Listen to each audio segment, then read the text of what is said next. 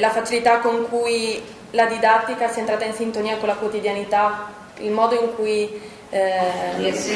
tutte le persone si siano...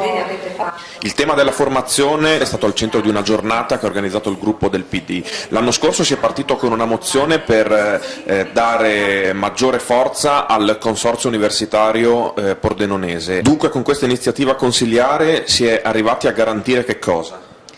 Abbiamo capito che l'intenzione della Regione è sicuramente quella di dare non solo continuità ma anche sviluppo all'esperienza universitaria che si sta svolgendo a Pordenone, valorizzando quello che già c'è in atto e che è una forte interazione fra il tessuto economico, la formazione la formazione terziaria intesa nel suo complesso, quindi non solo i corsi universitari ma anche i corsi di istruzione tecnica superiore che già ci sono ed altre iniziative ulteriori che possono essere messe in campo. Io penso che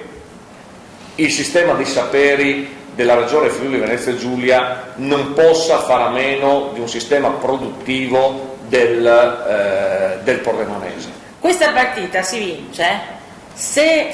tutti sono convinti che l'università, la formazione sono priorità